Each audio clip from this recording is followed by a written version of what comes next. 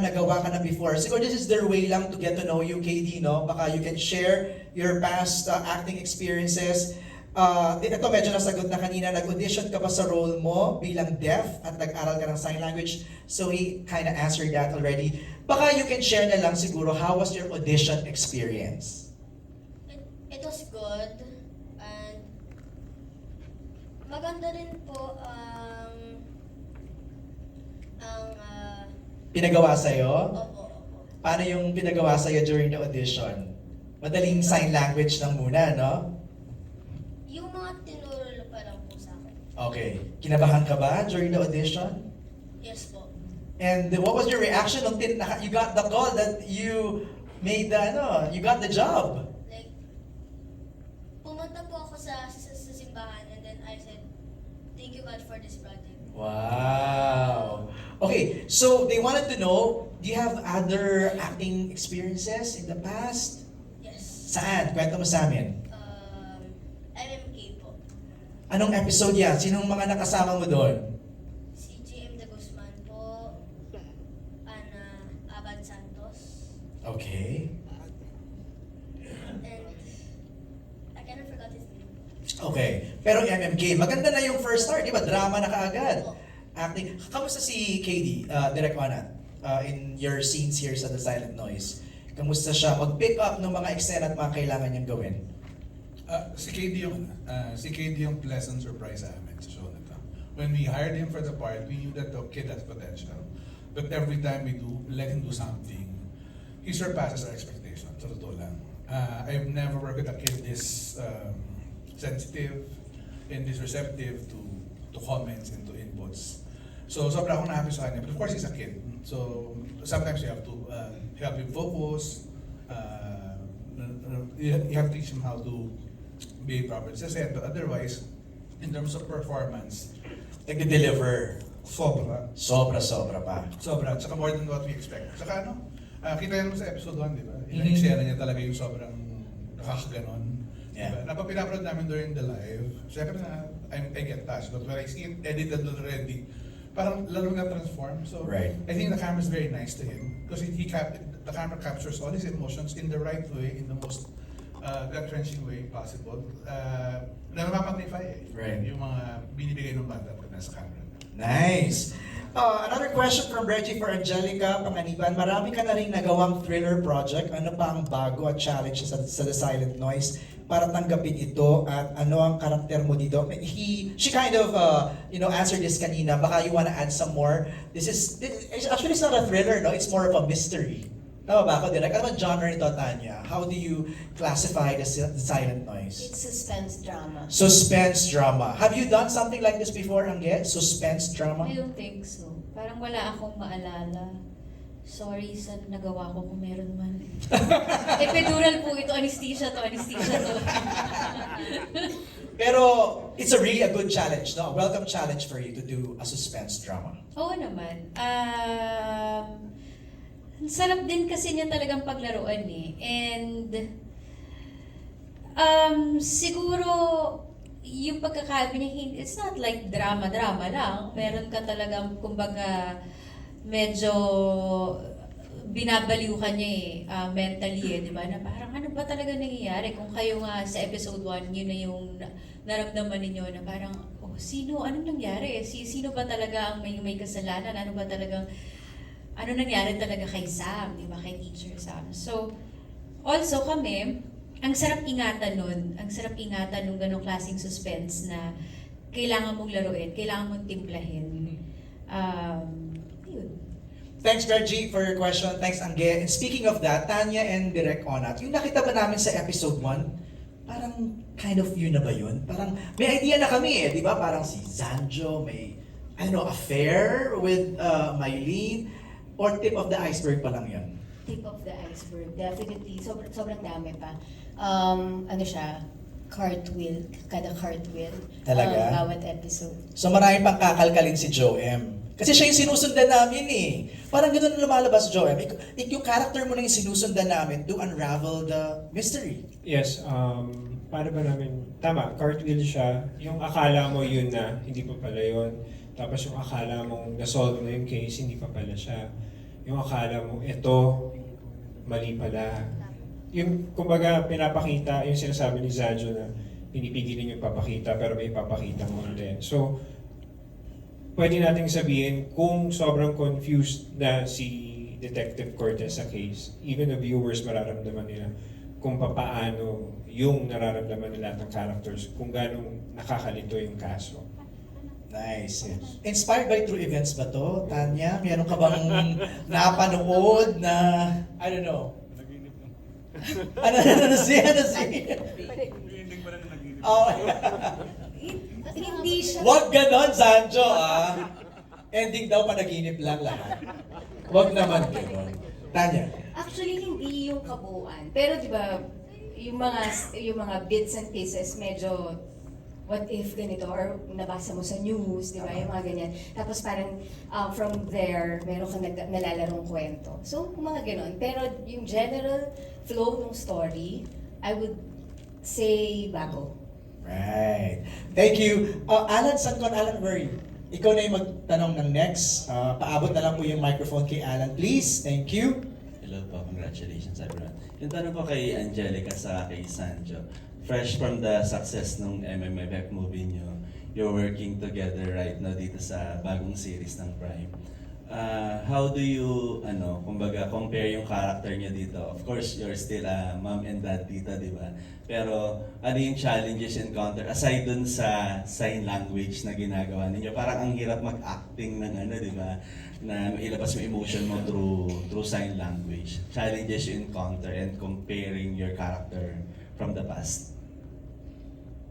Mahirap siya i-compare kasi very different talaga siya. Unang-una, from Unmarry, magkaibigan kami dun sa pelikulang yun eh. We don't share a child sa movie na yun. So, dun pa lang malayong-malayo na. And iba yung tinatakal niya, kahit pa paano may lightness yung movie. With this, straight out drama and suspense lang talaga siya. And what's challenging, of course, is kami mga actors, somehow umaasa kami sa voice, sa delivery namin, sa mga kung paano namin dinideliver yung mga linya namin, and may impact yung mga yun. So kapag you deliver a certain line, minsan nadadala ka pa dahil dun sa delivery na yun, or yung co-actor mo nag-deliver na ganitong linya, and grabe yung impact nun. Maiiyak ka, di ba? Or magagalit ka din dahil dun sa sinabi niya yun. But with this, since wala kaming ginagamit na ganun, we use sign language, aasahan mo lang talaga yung expression ng mata nung anak mo, and yung connection nyo, yung chemistry na meron kayo. So I think yun yung pinaka-challenging lang talaga. Bukod of course, sa kailangan mo i-memorize yung sign language na hindi naman yun yung mga first language namin, hindi naman kami pinanganak na alam talaga namin yung mga yun. So, challenging siyang aralin, but of course, along the way, nung natututo kami, nakikita mo yung fun part niya, nakikita mo yung inclusivity nung na kaya talaga siya, kaya mo nung una akala mo mahirap, and may mga mararamdaman ka pang parang, naku, ang naman, ang hirap pala ng buhay nila. But no, pag nakita mo yung joy and yung life na meron sila or kung paano nila dalhin yung mga sarili nila, kakaibang experience nila ma-expose sa buhay nila. Thank you. Si Sanjo. Ayun, dagdagan ko na lang. Totoo nga na iba-iba naman talaga yung mga pinanggalingan namin characters sa Unmarry. Hindi ito yung continuation na nagkaroon sila ng pamilya. Yun nga, bukod sa mga technicalities, yung emotion and yung chemistry ng pamilya yung inaalagaan ko. Kasi doon naman talaga kakapit kung ano man yung tema kung ano man ang dulo ng story nitong Silent Noise. Kailangan mag-work yung mga chemistry or connections ng bawat characters, hindi lang ng pamilya namin, ng pamilya ni Tommy, tsaka nila Joem, tsaka ng lahat ng characters. Challenging siya ulit dahil dito hindi bata pa yung totoong yung anak ko, si Sabino. So wala pa rin akong experience na maging magulang ng tatlo. na mga ganitong edad na. So iba rin yung dynamics at hindi rin siya ganun kadali na parang automatic alam mo na yung emosyon kasi na-experience ko na. Kasi yung pagpuprotect ko dito sa tatlong to, hindi pa naman yun yung sitwasyon ko kay Sabino. Di ba? Si Sabino, poprotektahan ko lang sa mga lamesa, sagdan, mga ganun pa lang sila sa mga totoong buhay na nila. Sa lamok. So, yun yung masarap. Yun yung masarap na journey nung paggawa nitong Silent Noise. Dahil hanggang saan ba ang pwedeng gawin ng isang tao para, di ba, para hindi mawala yung pamilya niya sa'yo kahit na alam mong nagbabawi ka o sa past mo may nagawa kang kasalanan. Thank you, C. Yung second question ko for Mutia and for C. Chan. You started your career as a child wonder tulad ni Eli, ni KD. Kayo, nakikita niyo ba yung sarili niyo sa mga child actor na mga nakakasalamuha ninyo? And what are the challenges you encounter during the time na lumalaki kayo? Siyempre walang project kasi bata kayo nagsimula tapos teens na, di ba? Parang dumating ba sa point na kala nyo yun na yung end ng career nyo kasi hindi na kayo child star? Grabe naman yung end of career. Tinapos mo na agad-agad. Hindi, parang natakot lang, di ba?